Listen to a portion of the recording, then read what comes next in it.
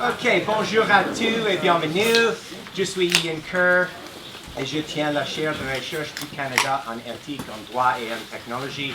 I would like to welcome all of you to the Faculty of Law here at the University of Ottawa for this important event, Canada and the Campaign to Stop Killer Robots. You'll see very soon that this is not just an exercise in science fiction. We are talking about the next generation of autonomous weapons.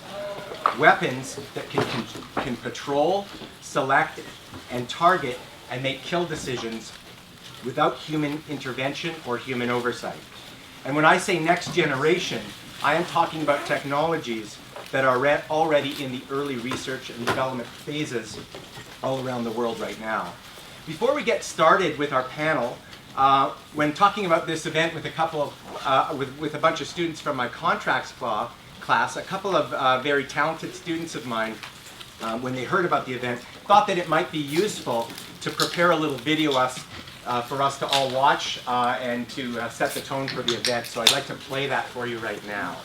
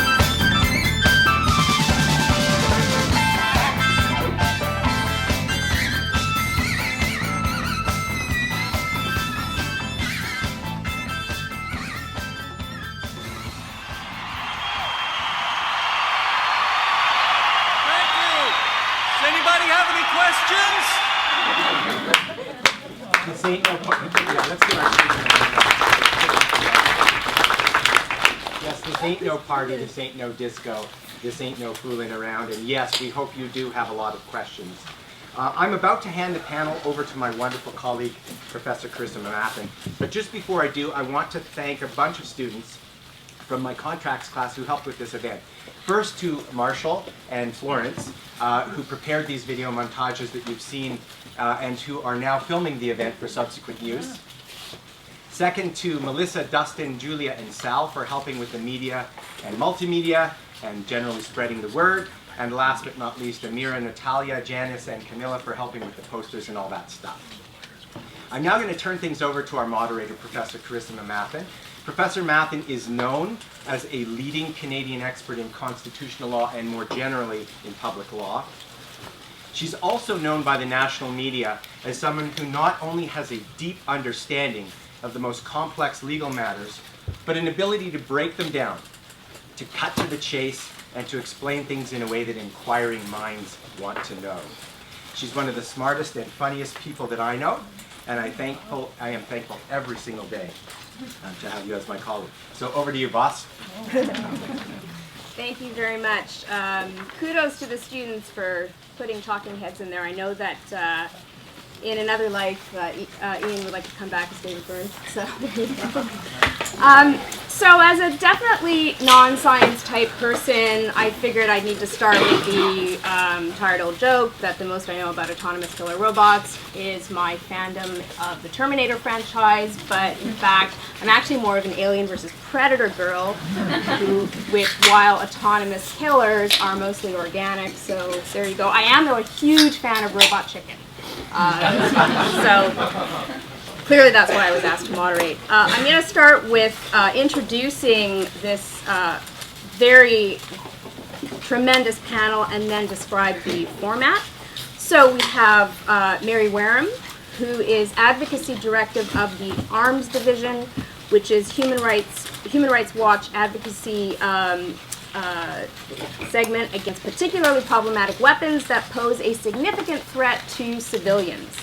She is also serving as the global coordinator of the Campaign to Stop Killer Robots. From 2006 to 2008, she served as advocacy director for Oxfam New Zealand, leading its efforts to secure an arms trade treaty and the 2008 Convention on Cluster Munitions and a number of other extremely impressive past positions and volunteer activities.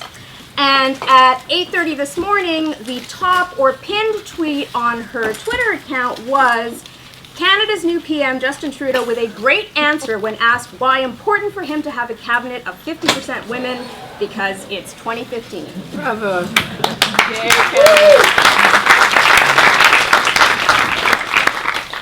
Then to Mary's right, we have Paul Hannon.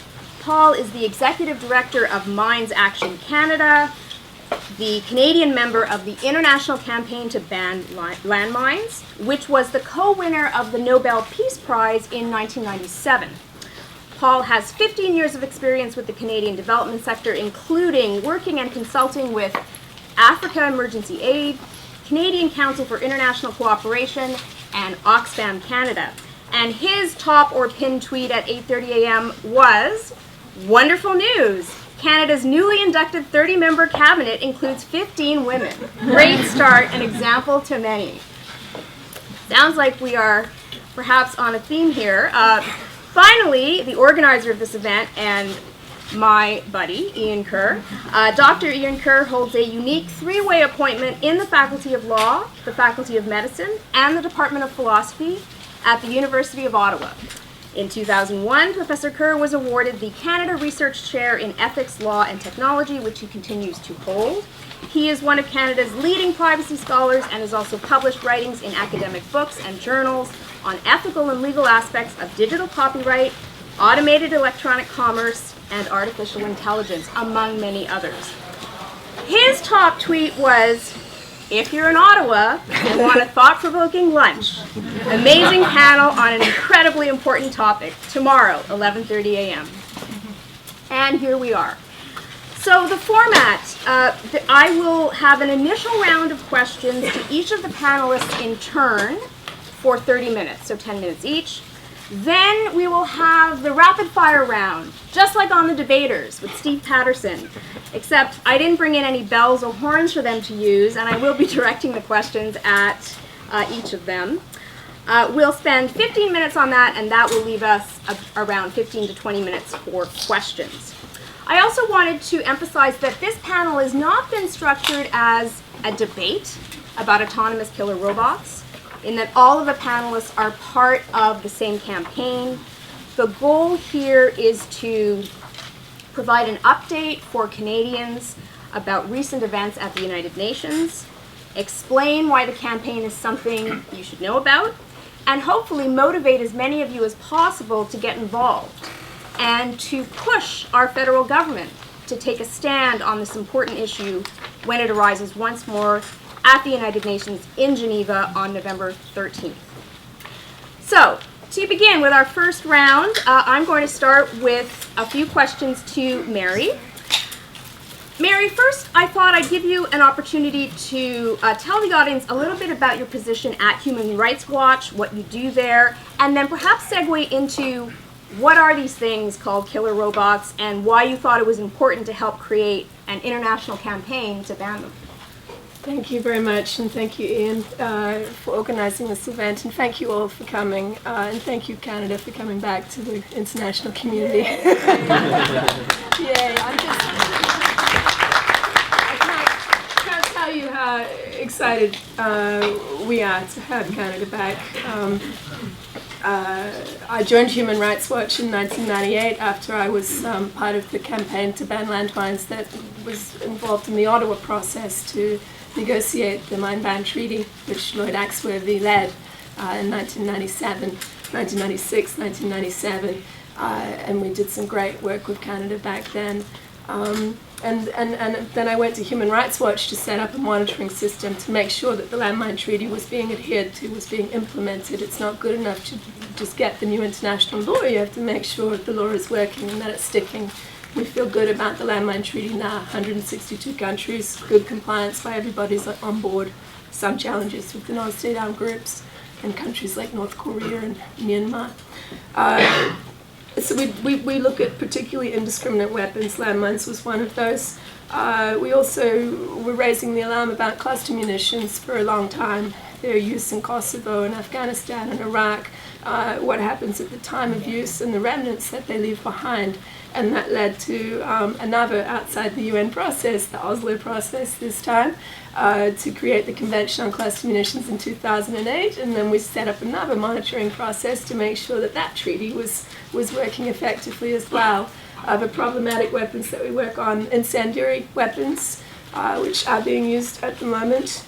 And then we've got this kind of big framework piece of work about the use of explosive weapons with wide area effects in populated areas, and that's the stuff that's killing people right now in Yemen, in Syria. It's the barrel bombs, but it's also rockets, it's also air-dropped bombs.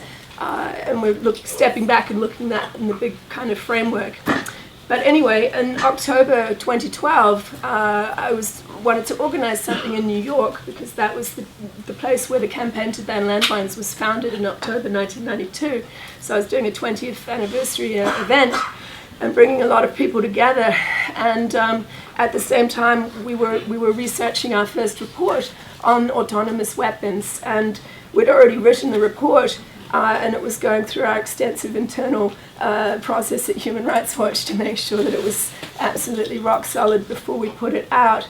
But at the same time, we were talking to non-governmental organizations, and we were talking to some of the roboticists and other people who we knew were concerned about autonomous weapons. And some of those people are here in the audience. I want to acknowledge Wendell Wallach, who's here from the United States at Ottawa University at the moment. He's a great resource for you, and he's here.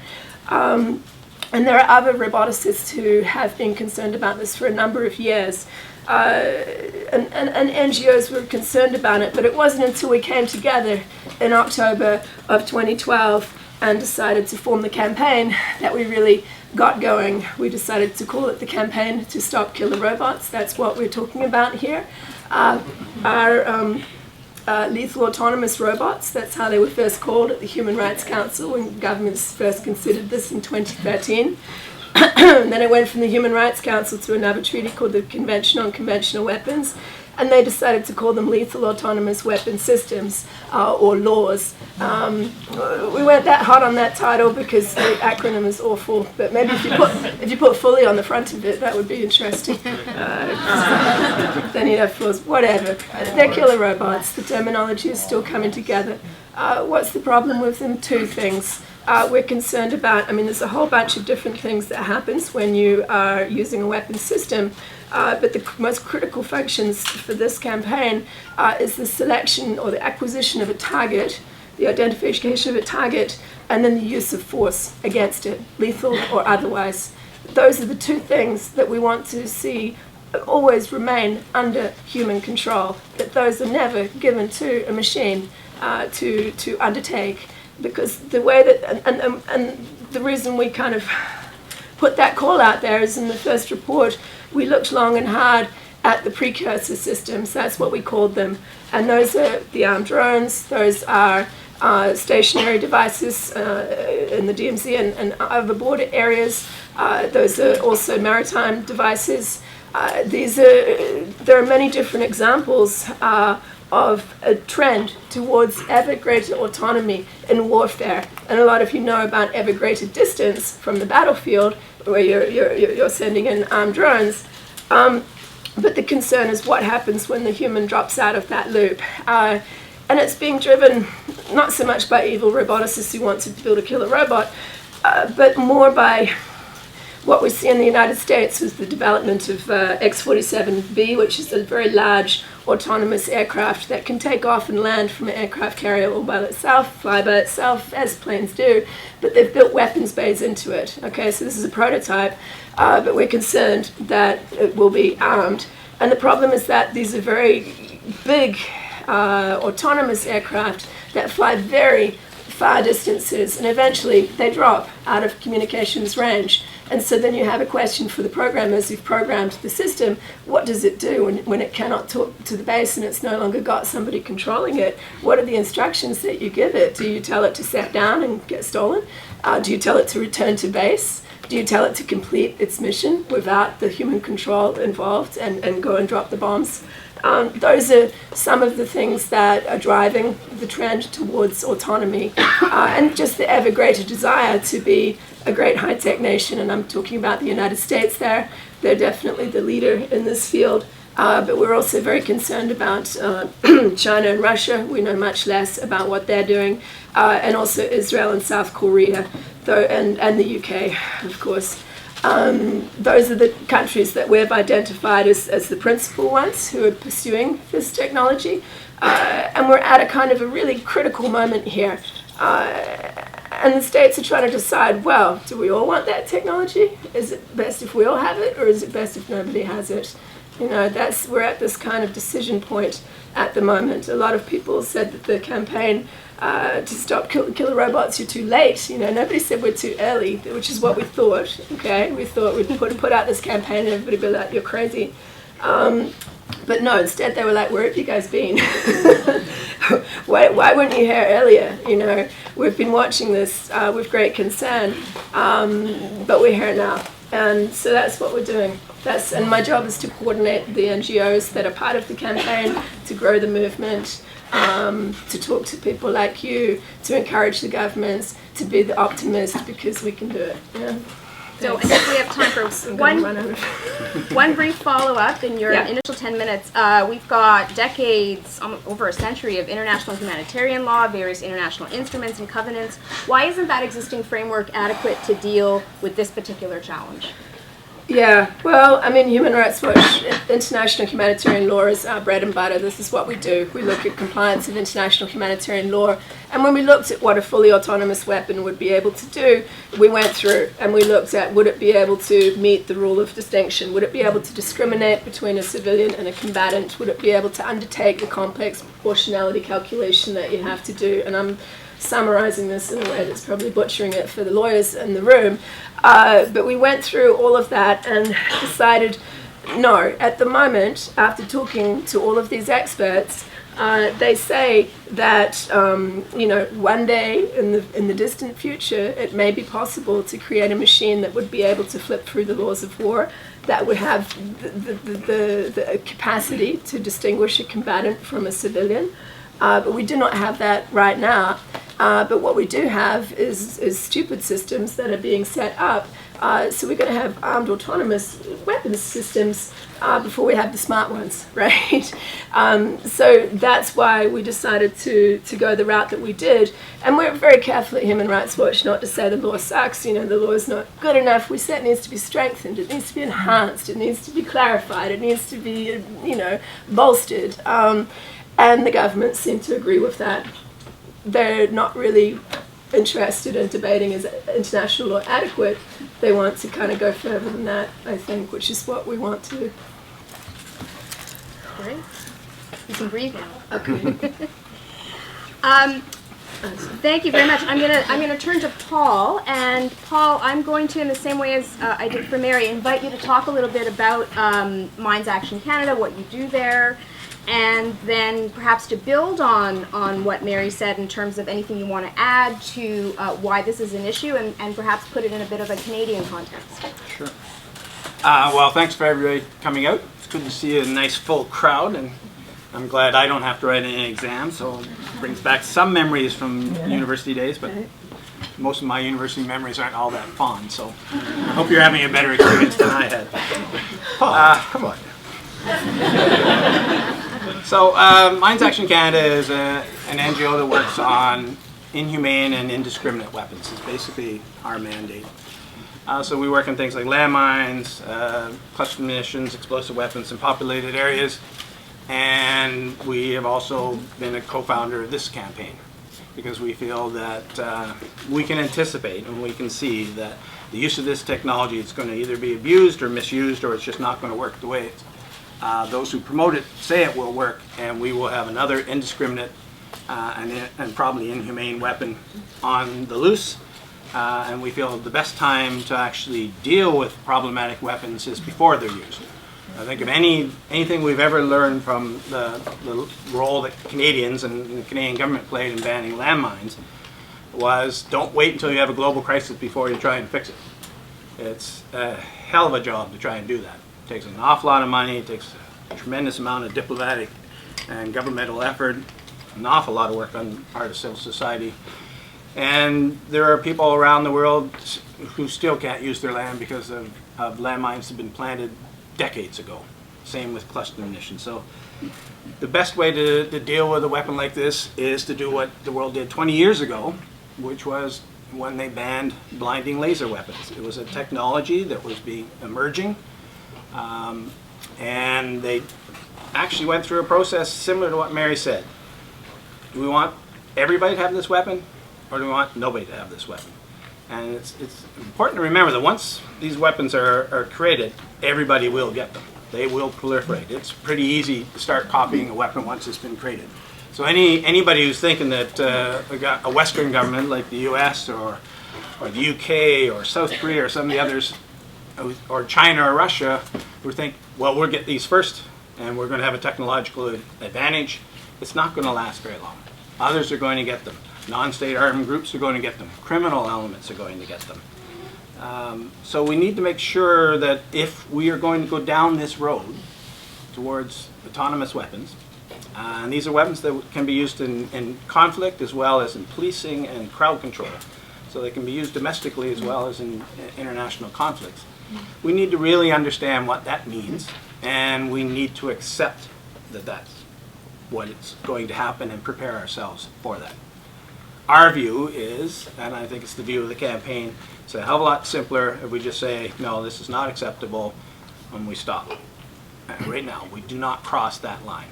We can still have speed and increased autonomy in weapon systems, but there is a line that we should never cross, and that's the line where we say no more human involvement in the decision to target and fire.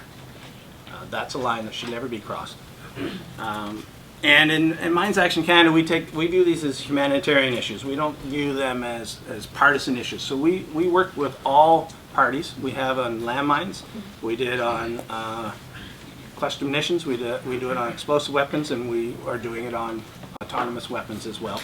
And we work very closely and engage government, militaries as well as foreign affairs. And in my experience, and certainly from the Canadian military and the Canadian foreign affairs, there's a great deal of expertise there. There's a great deal of careful thinking and a lot of work that those government departments can put into this kind of issue and can really help move the issues forward. And I'm pretty convinced that the majority of people in our Department of National Defense do not want to see these kind of weapons. They're highly trained. They know all the elements of international law, but they also understand the ethics of what conflict does, and they understand why they're there. They're not there to unnecessarily or indiscriminately injure or kill people. They're there to protect people. They're there to end the conflict as quickly as possible in a way that causes the least destruction, while at the same time protecting Canadian interests and the Canadians' citizens. So I think we have found, and it's not easy, but we have found that we can find allies in governments and in the campaigns that Mary mentioned, landmines, clusters, explosive weapons, and now in killer robots. We are finding people in governments who want to work with us. And you start small. We only need to find one. And if you find the right one, then they can really implement a lot of change. And there are a couple of them, I can see a couple of them in the room right here that made big change on landmines and cluster munitions for us. So it is definitely possible. We clearly need the Canadian public to get behind these issues. Governments will make the right decisions, in my experience, but they make them a lot quicker and a lot easier if they know that the public is behind it. So events like this, these kind of public events, are things that we do at MAC as well. We also do a lot of capacity building work with our colleagues around the world, and particularly we focus on youth. We're an organization that focuses on youth and empowering young people to become the next generation of leaders. And organizations like mine, but also in government, in the Red Cross, in the UN, other international organizations. So we do a lot of training, and we have an internship program. We actually have an internship program with this university where we're sending interns overseas to work with some of our partners. We have 7 interns who are going to go out in January. So we're really happy because they go out to partner organizations in Nepal or Vietnam, Trinidad, who don't have a lot of capacity. So it's a really good opportunity for people like you to get some very valuable work experience, and you are extra staffing for them and much needed, and help them do what we do, which is help their governments understand that they need to change their policies, or if they've already agreed to ban landmines and cluster munitions, that they need to implement those bans effectively and efficiently and universalize them so every country joins on.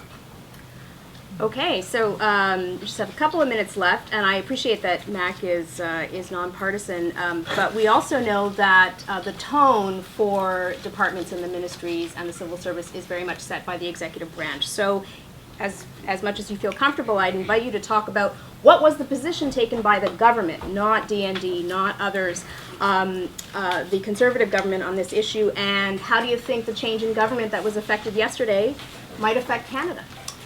Well, Canada didn't have a position on autonomous weapons, and that's not unusual. Most governments don't, which is a great opportunity for us as campaigners to influence those positions.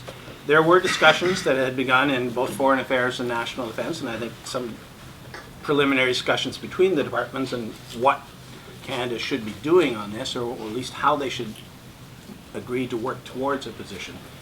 But we didn't have one, and part of that, I think, we didn't have a position. I think part of that was because they just didn't have any political direction.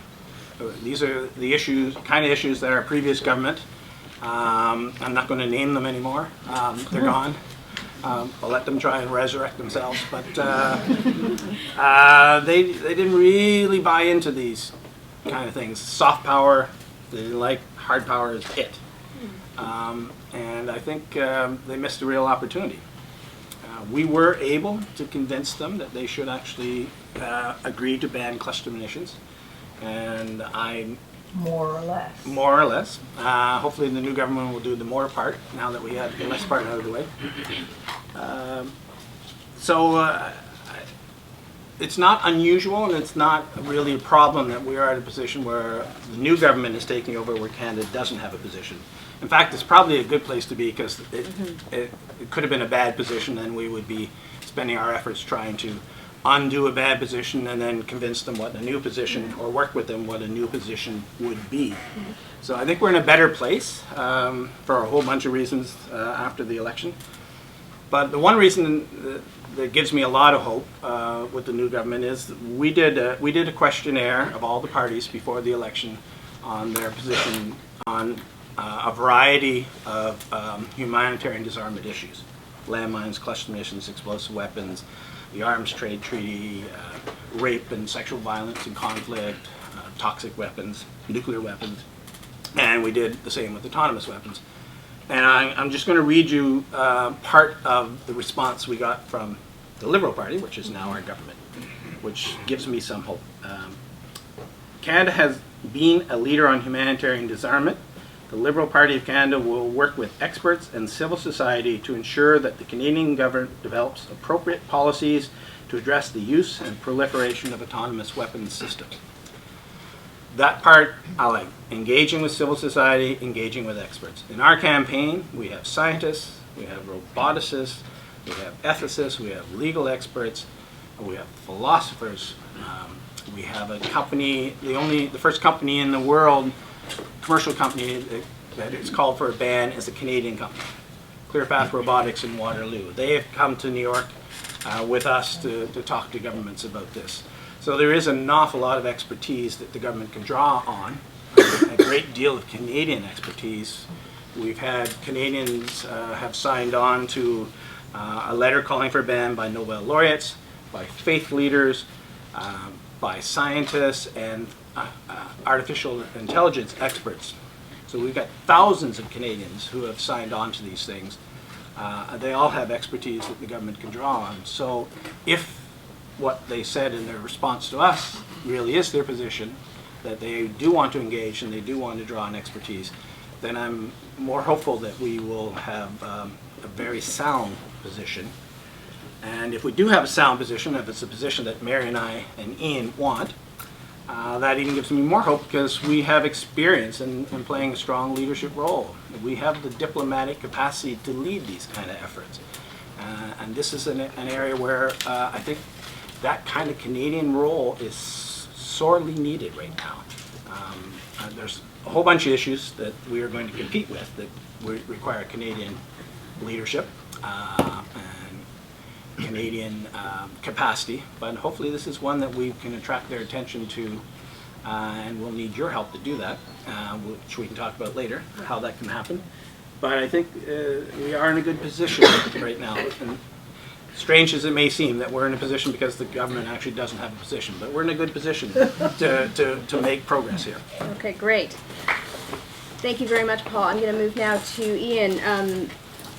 Ian, to what extent is this a legal versus political versus moral issue? And in particular, I'm curious, what is it that sets autonomous weapons apart from other weapons of war which are similarly destructive on a mass scale and similarly, can lead to really depraved actions? Sure. Thank you for the question.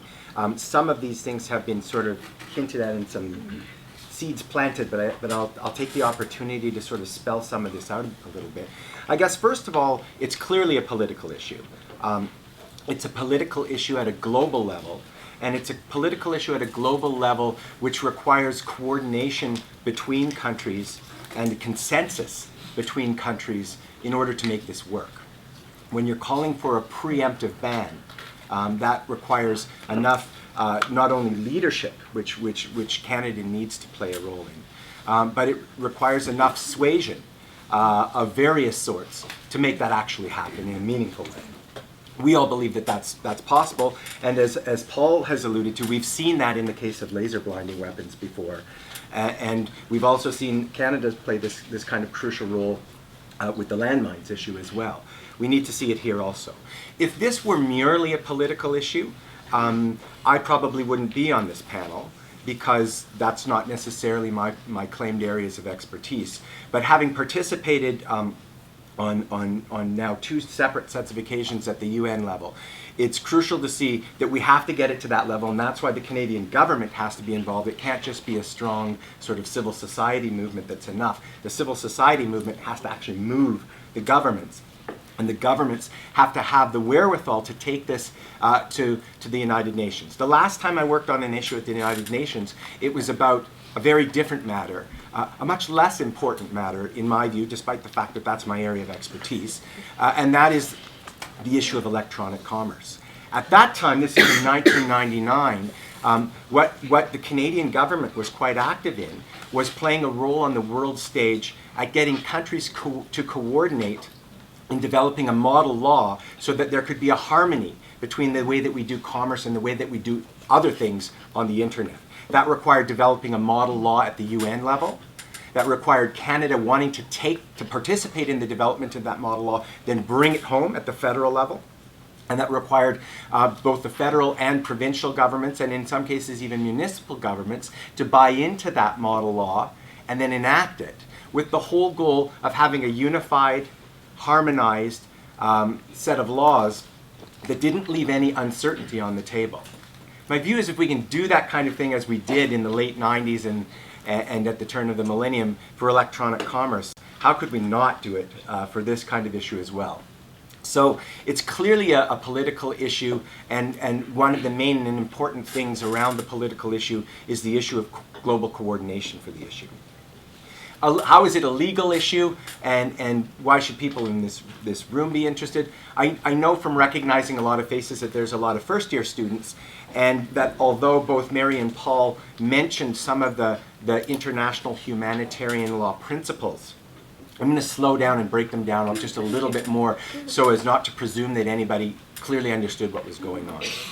I'm not an international humanitarian law expert, but in dealing with this issue, I certainly know which are the core issues that come to play in the context of questions about lethal autonomous weapons. And the issue break down sort of to three main things, all of which have been mentioned.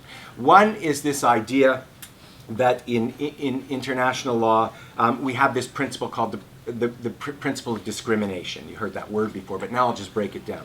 What that means is that the application of force through the use of weapons requires that those employing that force have a means by which of discriminating the people who are the combatants against which they're legally at war with, as opposed to non-combatants.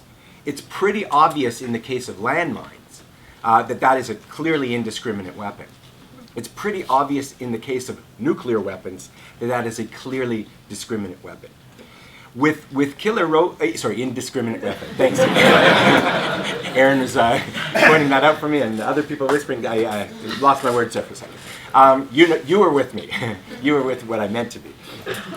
So that's the case there. But when it comes to the so-called killer robots, it's a different story, because the idea behind this kind of weaponry is to take the human being out of the loop. That's the thing that really differentiates this from other weapon systems, and I'll say a bit more about that in a moment.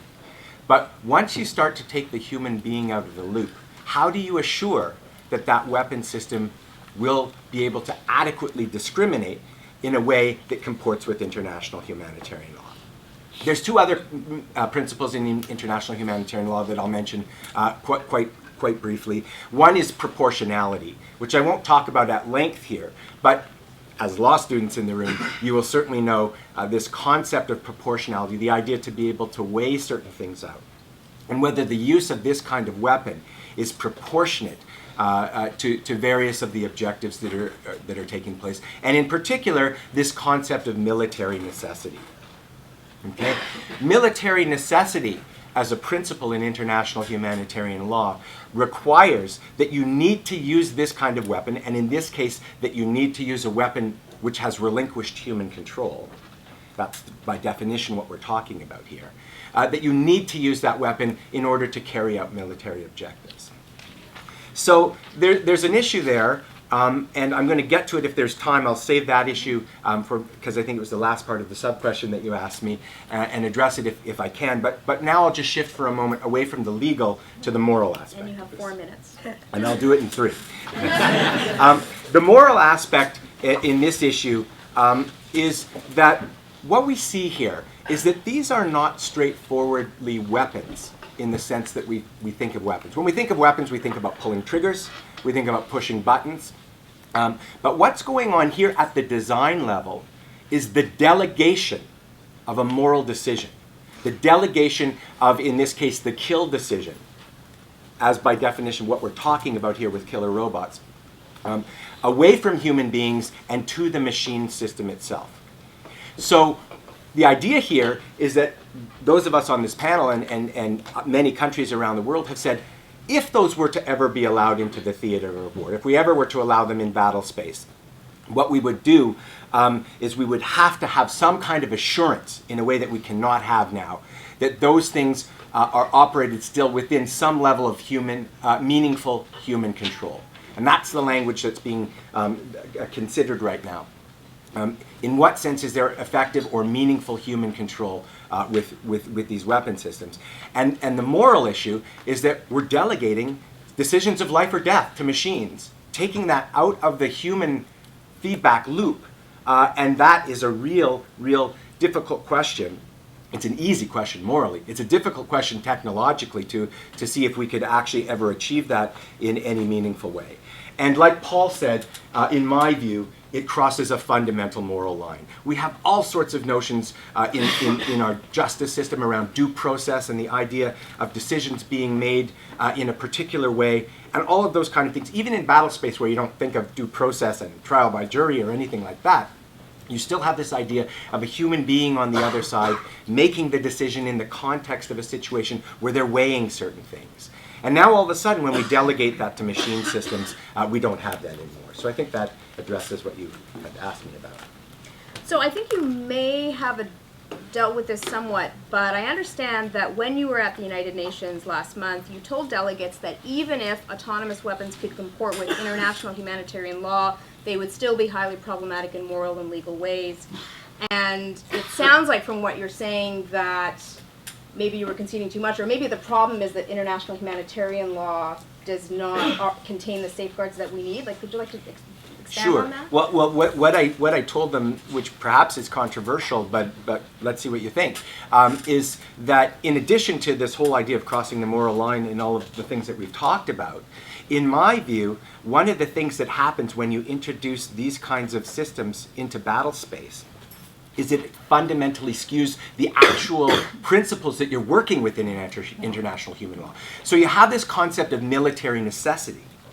That concept means something. It's complex and it's hard to develop, but within the norms of international humanitarian law, we know roughly what that means.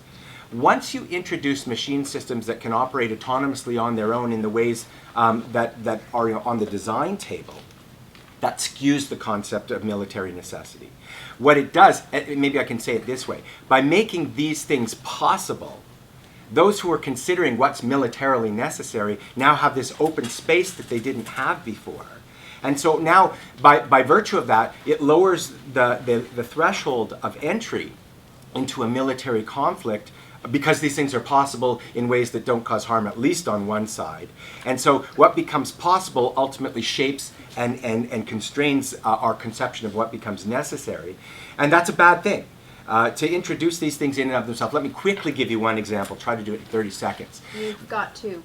I've got 2 seconds. You can take 10 Oh, I can take. Oh, there we go. So we used to have. There used to be a rule in international humanitarian law which said that if naval battle was taking place, battle on the sea, and combatants were overboard, were cast overboard, that there was a duty on the part of the other side to rescue those combatants. Then we developed this thing called the submarine. Okay? And the submarine, of course, is meant to go under the water, to not be seen and be concealed, and to give positional advantage for those kinds of reasons, etc.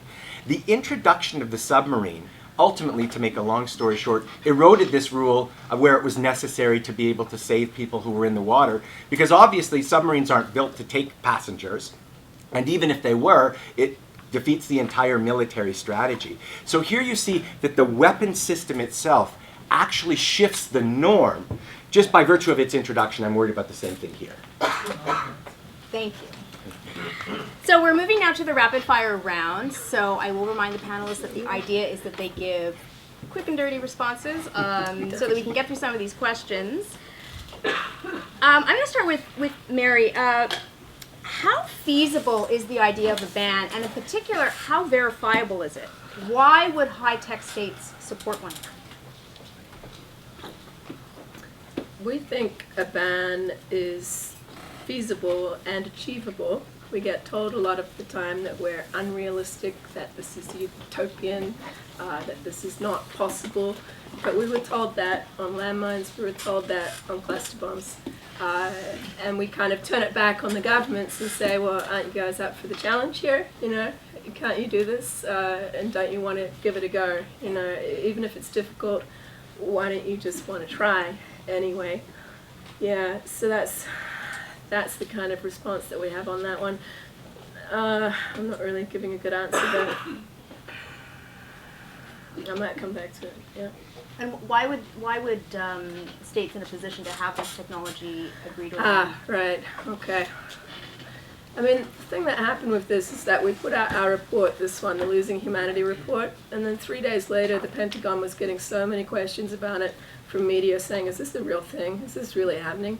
That they pushed out their own policy on autonomy and weapon systems. And, there's been different interpretations of it, but basically, we said, this looks like you're saying that you won't be using fully autonomous weapon systems, but you'll continue to develop them, was basically how it came down. But then the press, went from being, you guys are crazy, to so the US thinks this is important. Okay. So that was a big deal for us.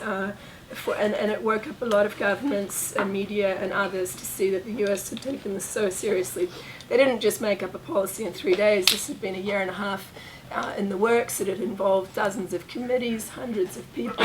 There was a massive internal debate boiling within the Pentagon. And it was, we look at them, and this is what the guys were saying to me, you look at the Pentagon as a big monolithic entity. It's not. You've got the techies, who want to develop things. You've got the boots on the ground guys who want to engage with the local communities. You got the lawyers, you got all of them. So they had this huge debate. And they came up with this policy which they say neither prohibits nor encourages the development of fully autonomous weapon systems. And in order to do that, to procure them, you have to have a waiver which involves quite a process.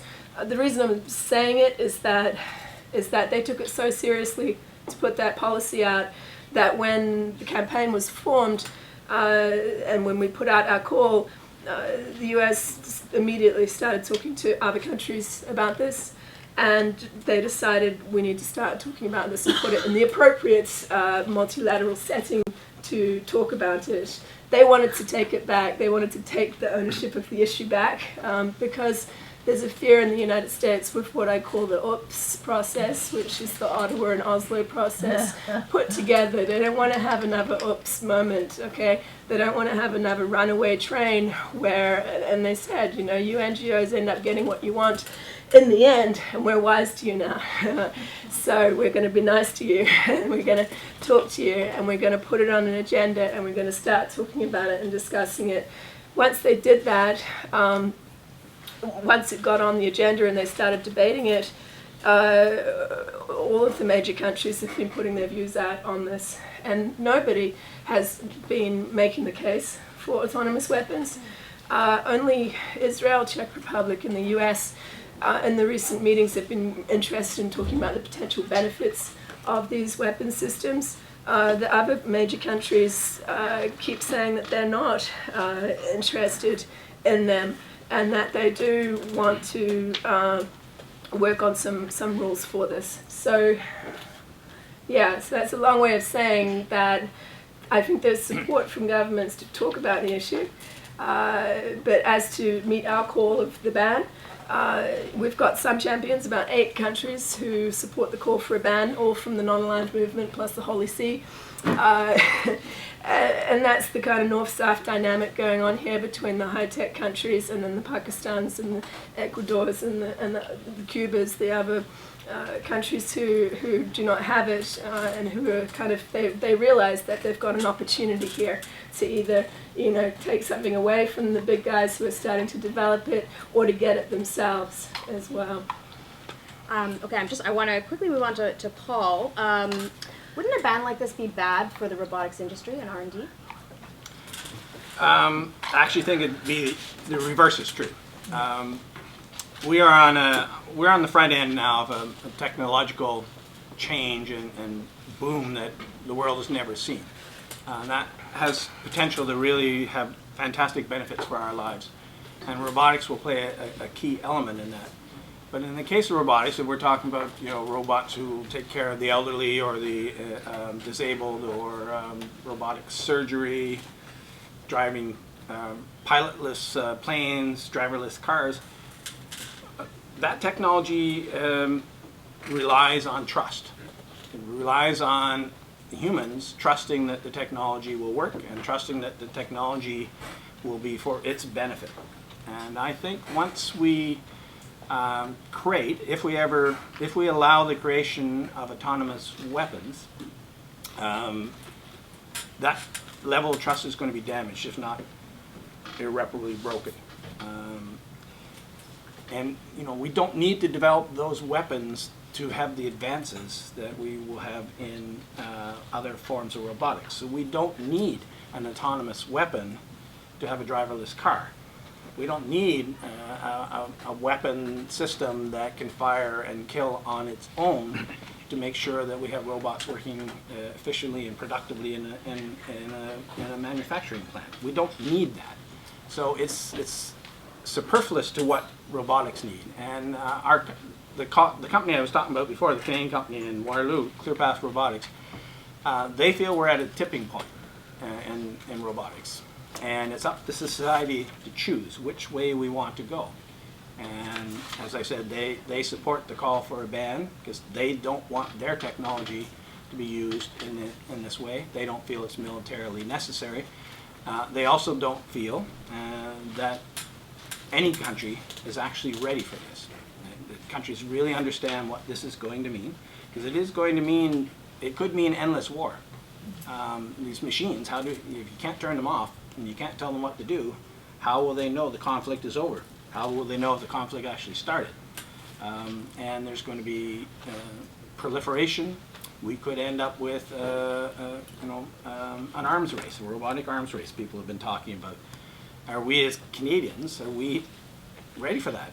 Are we willing to invest in that, change all our military practices and policies and procedures to deal with it? How will we defend ourselves against these kind of weapons? So I think a ban will actually be good for the robotics industry, because it will show that we as society recognize that technology has limits, and there are lines that we will not cross, and there are places we will not go.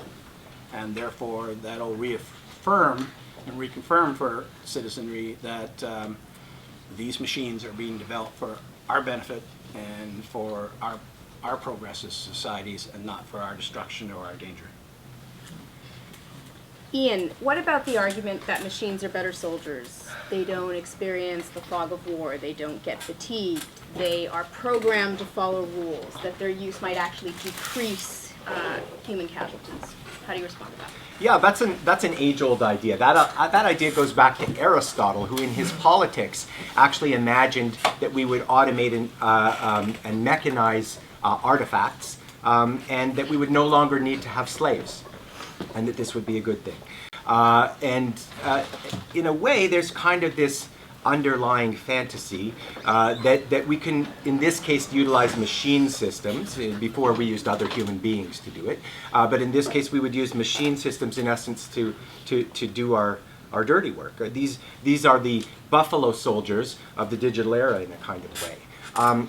I find that part of the vision disturbing. At the same time, I am sympathetic to the idea that we can make machine systems comport with rules, because that's what machines are good at. Programmed machines are good at following rules. But they're good at following rules that are computational in nature. And later today in my contracts law class, we're actually going to talk about artificial intelligence in that context. And what we'll see is that when it comes to these age-old questions about how to interpret a contract and carry it out, etc., and the same thing would be true in how to interpret a certain context that's happening in battle space and how to carry it out, I'm not ultimately very convinced that this would be a good application of those technologies. Paul mentioned before, in the room today happens to be Wendell Wallach, who's one of my heroes, who's written extensively about the questions about moral machines and how can we build machines that comport with and actually assist us in developing societies that flourish. And that project I'm very much in favor of. When it comes to using that one application in the purposes of making the kill decision, I'm not so fond of that ultimately. And to the idea that many people bring up, as you put it, that they're not subject to the fog of war, they don't get tired, they don't have a revenge motive. In my view, that focuses on the cynical side of human beings. It says that human beings are too frail and not good enough, and that machines are better. And I really worry about that kind of view. I have no experience. I sit with the luxury of having never experienced anything akin to being in battle space.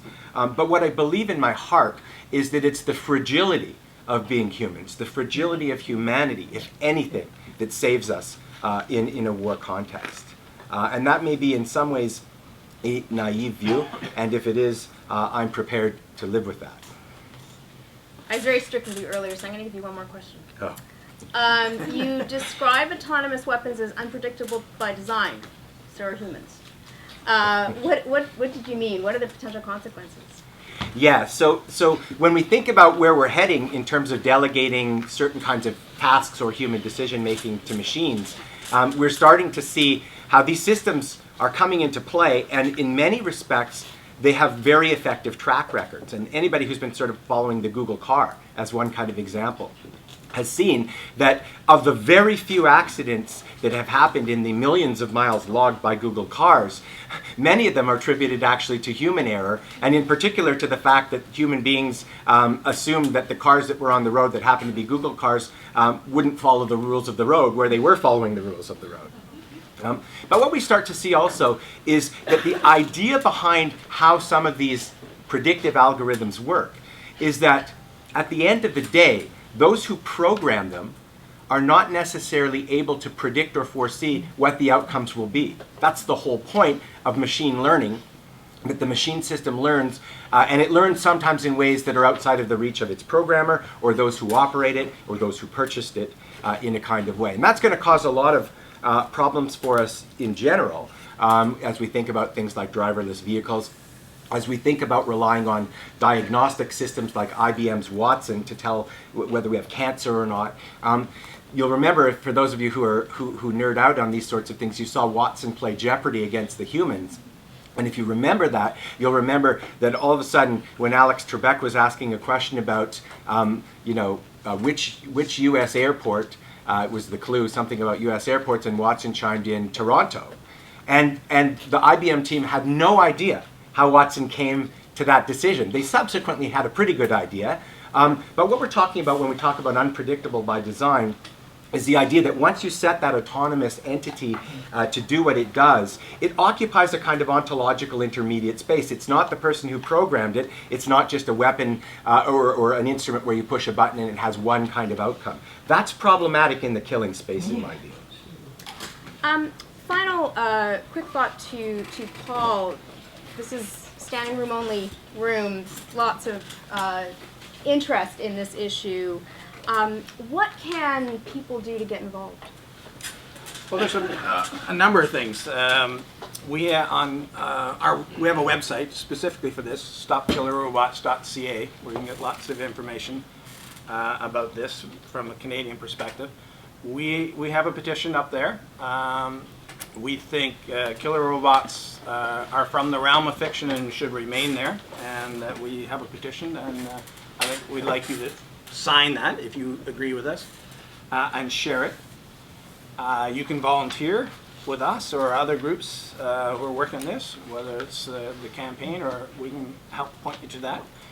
We need lots of research. We do have Ottawa U students, we have Carleton students, and we have St. Paul's University students volunteering with us right now, helping us do research, and that's really important. It's we need to present strong evidence to our new government that this is an issue that is important to Canadians. It's an issue that is important that the government come up with the right decision on.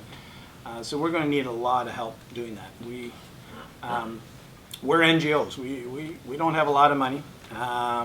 And there's always lots of money for companies who make weapons, and there's very little money for those of us who want to stop some bad weapons from being used. And this campaign in particular, I'd like to say we run this campaign on shoestring, but we actually don't have shoes or string. So those of you in a position to do so can help us fundraise, either make a donation or tell your parents, your friends, or your boss that this campaign is worthwhile and needs some support. But mainly we really need some human resources, and you know, I would love it if the students who did the video beforehand allowed the campaign to use that video.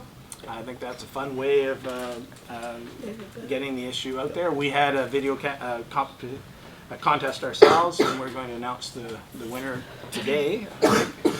Later today, it's going to be announced, and so if you see that online and on Twitter or on Facebook, please share it. And you know, we now have a new government which has claimed it wants to do things differently. It wants to listen to Canadians, and it wants to represent Canadians. And that's a massive opportunity for all of us. So let your MP know that this is an issue of concern to you. They all will have government email addresses soon. They're all going to have an office, a constituency office, as well as an office on the Hill. If you send them a letter to them, care of the House of Commons, I think it's K1A0C5 is the postal code. It's free. It doesn't cost you anything other than a little bit of time to send them a message. Let them know this is an issue of concern to you. You don't have to say you're for it or against it. Just say you've heard about, you have a lot of questions, you really want the Canadian government to take this seriously and use the resources at its disposal to make sure that the right decisions are made. As I said earlier, governments will do the right thing, but it's a lot easier for them to do it when they feel that they have a lot of support behind them. And particularly members of Parliament, they'll vote the right way, particularly now that we have a government that's going to allow, presumably, MPs to vote their conscience and not necessarily what the Prime Minister tells them to do. If they hear from their constituents that the constituents are worried, nervous, or upset about this technology and where this is going, they will listen. And we know from past experience, and I know from years at other NGOs, MPs get 5 letters, they realize that this is an issue. It doesn't take a lot of you. So if 10% of you in this room at some time in the next week wrote your MP, he would know or she would know this is an issue that they need to pay attention to. They need to understand it. They need to learn themselves. And hopefully they'll talk to the relevant ministers, and then we'll start a process. Okay, that's great.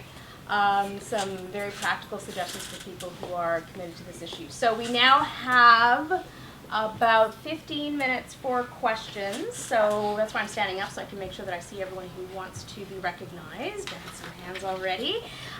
If you would identify yourself, that would be great. And I would ask that you speak with a view to posing a question and use your discretion to limit the editorial comments, because I'm sure we have many people who want to get involved. And feel free to direct your question to any or all members of the panel. Brandon, you're up. Thank you. Brandon Carter, I'm a first-year student. As law students, we're always asked for an authority when we want to say something, and I find it ironic that 1942, Isaac Asimov wrote his 3 Rules of Robotics, which really kind of comes down to this. So the question I have for the panel, or if one person wants to take it, is do you see that, it's to stop killer robots is really important, but don't you think that it's also the, even harm to humans? Is where do you kind of draw the line on that? Is the campaign's really focused on military applications, but isn't there a lot of, even with police units or with really anything? I just want to know if there's been research into that, and if you kind of see the campaign to stop killer robots will expand into those fields as well. I'm happy to start, but others, please feel free to join in. We see this time and time again with the development of new technologies, their introduction into battle space, and then their return to domesticity. And so certainly you're absolutely correct to bring up the idea that this is not the only potential application of this kind of use of force, even if the use of force is modified in other contexts. So you're absolutely right to think about that. The other quick comment I'll make, and try not to elaborate too much on this, but you mentioned Isaac Asimov. And of course, the vision of Asimov, which is, I think, still inspirational to people who are designing robots today, is this idea that you can write right into the code. You can encode them to do no harm in a kind of way. That was what his rule was about, ultimately. The entire idea of the first rule of robotics: a robot can never be used to harm or cause injury to human beings. But I think what you see there is that in my field, technology law, we talk about two things. We talk about East Coast code and West Coast code. So East Coast code being the laws, which is a North American metaphor, the laws that are being made in the eastern side of the countries in parliaments, etc. But we see that those who program machines, those who write West Coast code, also have the power and the ability to shape norms that will then be adopted by society. So this will be something, and already is, the kind of thing that we think about in technology law. It's the reason I'm interested in this issue of robotics, which is how do we regulate the use of those kind of things which are programmed into machines, and we're not used to regulating at the design level in that kind of way. It's a very good and important question. I mean, the diplomats love Isaac Asimov. I think it was the Chinese delegate at our side event brought up Isaac Asimov, yeah, this report we did was on the IHL. I didn't mention this one, which is on the human rights law implications that goes through all of that as well. And then we did a third report about accountability. But this human rights report was basically intended to look at everything outside of IHL. So that includes policing and law enforcement, but it also includes border patrol as well. And that's one place where we're concerned that autonomous weapons might be used. On the harm part, yes, we are concerned. We talk about the kill function because it's an easier one for people to understand when we're talking about the moral line and the ethical issues. But we ban landmines. Landmines aren't designed to kill. About 50% of the people who trigger a landmine do die, and not necessarily from the weapon itself, but sometimes it's from complications, blood poisoning, things like that. But we ban them not just because of the kill element. And with cluster munitions, we had a campaign, and our slogan or our catchphrase on that was, we wanted to ban weapons that cause unacceptable harm to civilians. In this case, we don't have the weapon yet, so we basically want to stop any harm. But it's to get the governments and others to pay attention, it's much easier to talk about the kill function. But we do usually talk about targeting and engaging. So when you target and you engage, you can injure as well as kill. Yes. Hi, my name is Neil Merrill. I'm a PhD candidate. And thank you all for taking such an important cause. But actually, I want to ask a challenging question, which is what happens if this treaty would eventually be enacted and to stop killer robots? So one potential concern is actually countries would be involved in robotic warfare through proxy. And just to give an example, if you think of treaties through the 16th to 18th century in the Caribbean to stop piracy, we can think of future scenarios, let's say in a new proxy war, let's say 20, 30 years from now in the Middle East. So how do you suggest to stop using killer robots through proxies? I'm not sure I understand that. Oh, sorry, I'll repeat that. So of course, when there are laws, we all know as lawyers that states that have this technology might try to circumvent them. So one way to circumvent these rules is to give this technology to proxies. So if you want a more particular example, let's say that 20, 30 years from now, there's still ISIS, there's still Al-Nusra Front in another Middle Eastern country, and you say the U.S. gives this technology to one competent, Russia gives this technology to another competent. So what is your suggestion as to how to stop this technology being used in through proxies? To have the clearest possible rule that everybody can understand, which is in part why we're calling for the prohibition, because everybody gets that. If it's a complicated series of rules, it's much harder to follow it, to implement it. I mean, we've got a big problem with the landmines right now, not inside the treaty, but outside the treaty, with all of the non-state armed groups who are out there on the rampage using improvised explosive devices, and if they're victim activated, they're landmines. So, and everybody's like, well, what are you going to do about the non-state armed groups? You know, the proxies, if you call it, I guess.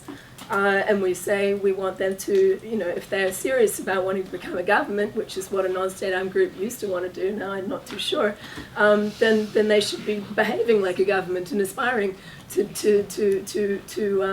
you know, abide by the rules of law that are out there. Yeah. And I would add to that. I mean, your question is a subspecies of the general question that's asked all the time, which is just generally, if certain countries agree not to develop these things or to ban these things, and then what happens when any outlier, whether it's a proxy, I just didn't understand how you're using the term proxy before, but whether any kind of outlier does that. And I mean, want to go back, take that back to just moral first principles, which is to say that we don't want our decisions about right and wrong, about good and bad, about appropriate and non-appropriate, to be driven by the engine of those who would do things that are bad.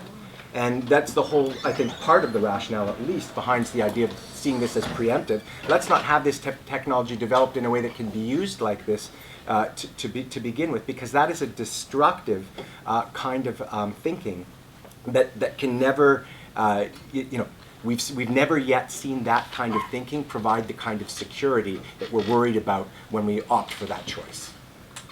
Very interesting getting your first principles about the challenge of the bad man and HLA heart and stuff close to my heart. Right down here in the front row. Thank you for being here, guys. My name's Adam Solomon, first-year law student. I just have a question in regards to like the nature of the weapon. So like you mentioned, like the fact that you're taking the human out of the picture, it's almost like a paradigm shift in weaponry.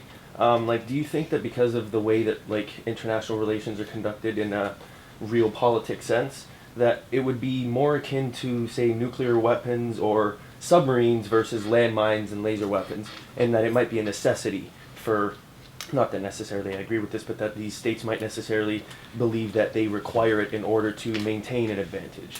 What are your thoughts on that in terms of like the hindrances that that would do to the movement?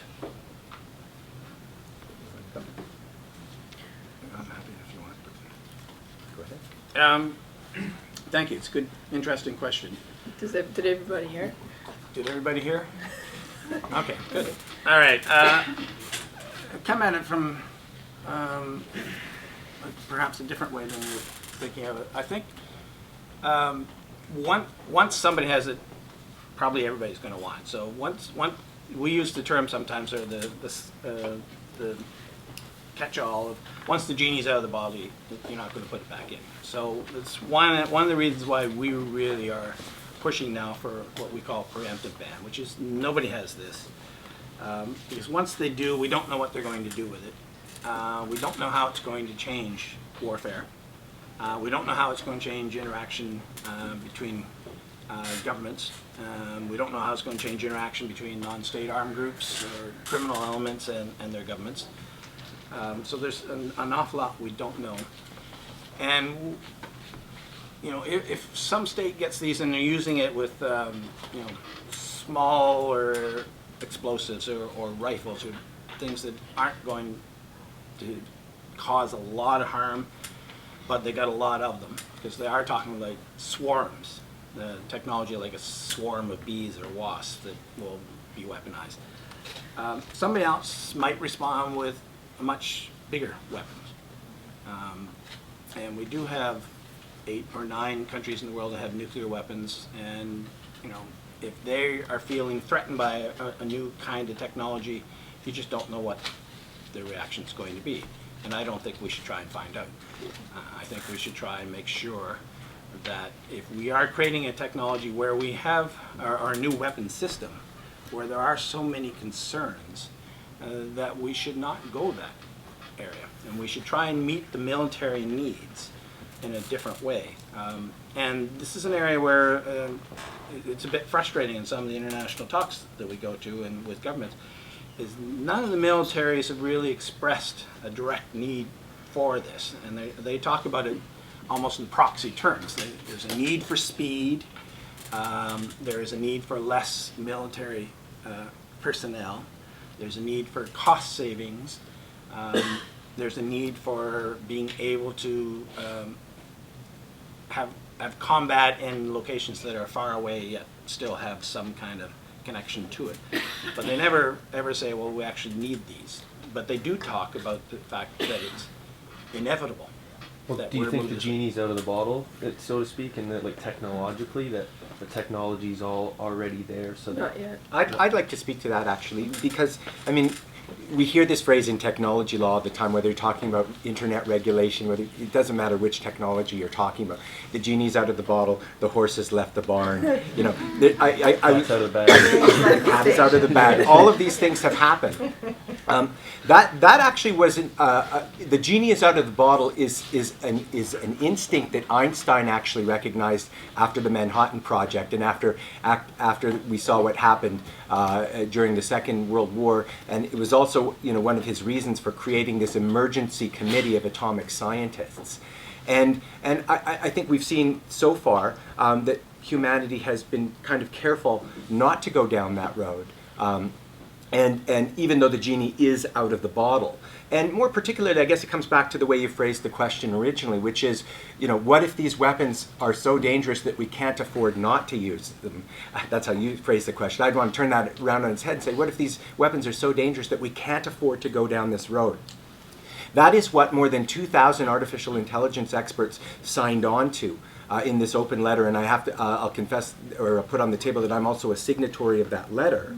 And what I think was, there were several things that was very compelling about that letter as opposed to anything else that's happened. One is that you have the actual scientists and technologists, but also the captains of industry who are interested in what they're developing come on and say, let's not do this. Let's not go down this road. When you have Elon Musk, when you have generals, when you have Stephen Hawking, when you have Noam Chomsky, when you have a lot of these people, but in particular the people who are building these things and who tell us that there's actually a very small window, not a long window, for us to act in this way. I think it's useful to be serious because as someone who works in the technology law space, we just don't see technologists and captains of industry calling for any kind of limitation or prohibition on the technologies that they develop. When you see captains of industries and scientists and technologies ask for limits, what you realize is a bigger picture vision that Einstein and others recognized, unfortunately in many ways, through the wrong kind of trial and error, which is that science recognizes that there is wisdom in placing limits on things. Thank you. We're going to get the last question. Sorry? You just answered it perfectly. So Okay, Chelsea. And this will be the last question and a quick answer. My name is Chelsea. I'm a second-year law student. So I'm interested in your thoughts on driverless cars. From what I've read, to function properly, they essentially have to be programmed with a decision to kill.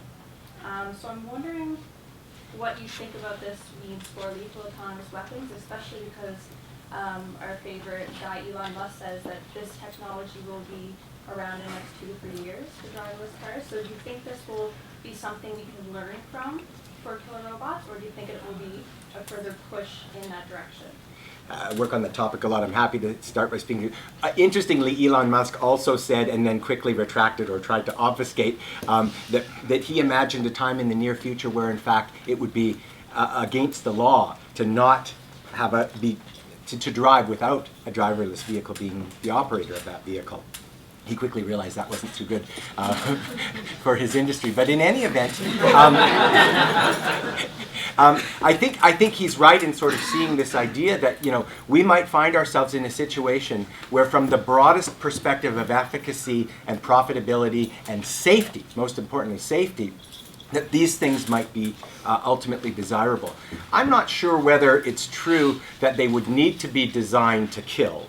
But it's certainly true that either there would be no decision mechanism in place for situations where there's going to be a collision one way or the other. I think you're thinking of scenarios where does the car continue straight and run over the little kid with their bike, or does it veer off into the tunnel wall?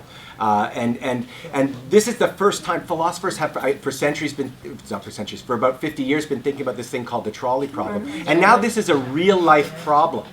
Because there have to be design decisions made, or alternatively, no decisions made, but still the problem. So we're seeing the moral problem that arises as we delegate to machine systems, and there's no easy answers to any of these things, in a war context or in the context of driverless vehicles. Well, I know that for the panelists, this level of engagement and attendance by you is very much appreciated, but now please join me in expressing appreciation for our panelists.